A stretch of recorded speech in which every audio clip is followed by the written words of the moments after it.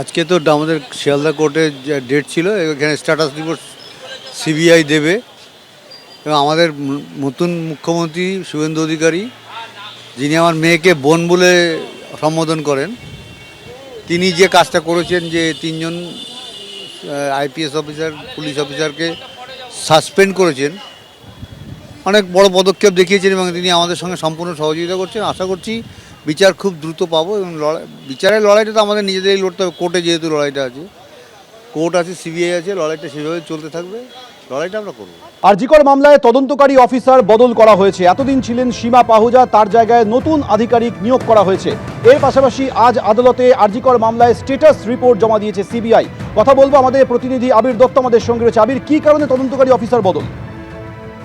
দেখো, কলকাতা হাইকোর্টের নির্দেশে যে এসআইটি গঠন করা হয়েছে, সেই 3 সদস্যের এসআইটি, এবং সেখানে যেটা আমরা দেখেছিলাম যে এর আগে কলকাতা হাইকোর্টের নির্দেশেই যখন ফের এসআইটি গঠন করে যখন বিভিন্ন জায়গায় তথ্য সন্ধানের জন্য যায় তদন্তকারীরা, তখনও এই যে টিম ছিল সেই টিমের মধ্যে থেকে 3 জনকে নিয়ে কিন্তু এসআইটি গঠন করা হয়েছে। এবং তোমাকে জানাই, আজকে আদালতে স্ট্যাটাস রিপোর্ট জমা পড়েছে আরজিকর মামলার, এবং এই যে স্ট্যাটাস রিপোর্ট জমা পড়েছে সেই স্ট্যাটাস রিপোর্টে কিন্তু তারা স্পষ্টত উল্লেখ করেছেন যে 20 ভলিউমের প্রায় 1000-এরও উপরে নথি রয়েছে এই কেস ডায়েরিতে, অর্থাৎ এই মামলার তদন্ত যা হয়েছে সেই বিষয় সংক্রান্ত নথি, সেগুলো তারা ইতিমধ্যে স্ক্রুটিনি করে পড়েছেন এবং তারা বেশ কিছু বিষয় অনুসন্ধানের প্রক্রিয়া চালাচ্ছেন। পরিবারের সঙ্গে কথা বলা হয়েছে, পরিবারের যে অভিযোগগুলো রয়েছে সেগুলো খতিয়ে দেখা হচ্ছে। এবং এর পাশাপাশি তোমায় জানিয়ে রাখি, এই যে 3 সদস্যের যে এসআইটি গঠন করা হয়েছে, তার মধ্যে জয়েন্ট ডিরেক্টর র্যাঙ্কের আধিকারিক রয়েছে অনুরাগ কুমার। এছাড়াও যেটা জানা যাচ্ছে যে সন্দীপনী গার্গ, তিনি তদন্তকারী আধিকারিক হলেন এবং অ্যাডিশনাল সুপারিনটেন্ডেন্ট অফ পুলিশ অর্থাৎ এএসপি।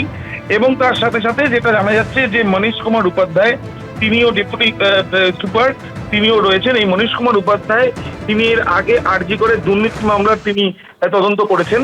তোমাকে জানিয়ে রাখি যে সিবিআই তরফ থেকে এই বিষয়টি আদালতে জানানো হলেও আবেদনকারী অর্থাৎ অভয়ার পরিবারের তরফ থেকে যারা আইনজীবীরা ছিলেন তাদের তরফ থেকে স্পষ্টত আদালত কক্ষে দাঁড়িয়ে প্রশ্ন করা হয় যে নির্মল ঘোষ, তাকে গ্রেপ্তার করতে তারা বলেছিলেন যে গ্রেপ্তার করা হোক, সেই বিষয় নিয়ে সিবিআই কি তদন্ত করেছে।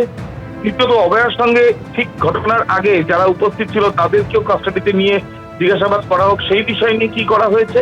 তৃতীয়ত, এফএসএল এর তথ্য নষ্ট করা হয়েছে বলে অভিযোগ উঠেছিল, সেই বিষয় নিয়ে তদন্ত কোন পর্যায়ে। এবং চতুর্থত, পরিবারের যে অভিযোগগুলো সেগুলো বিশেষ করে তার মায়ের বয়াননামা হোক, এই বিষয়গুলোর উপরে সিবিআই কি করেছে এতদিন সেটা জানানো হোক। এবং তার সাথে সাথে এই যে এসআইটি গঠন করা হয়েছে তারাই বা কি সন্ধান করেছে, অনুসন্ধান করেছেন, সেই বিষয়গুলো তদন্তে সেগুলো জানানো হোক আদালতের কাছে। যদিও সিবিআই তরফ থেকে যেটা বলা হয়েছে যে তাদের তরফ থেকে এই যে অনুসন্ধানে এই যে তাদের যে স্ট্যাটাস রিপোর্ট, সেই স্ট্যাটাস রিপোর্ট তারা জমা দিলেন। যে স্ট্যাটাস রিপোর্টে তারা জানিয়েছেন যে এর আগে যে তদন্ত হয়েছে সীমা পাহুজা থাকাকালীন, সেই তদন্ত কি কি হয়েছে সেই বিষয় নিয়ে তারা স্ক্রুটিনি করেছেন। এখন তারা পরবর্তী পর্যায়ে তদন্ত করতে চাইছেন এবং সেই অনুযায়ী তদন্ত চলবে। পরবর্তী স্ট্যাটাস রিপোর্টেও তারা সেটা উল্লেখ করবে। আবির, ধন্যবাদ। এবিপি আনন্দ, এগিয়ে থাকে, এগিয়ে রাখে।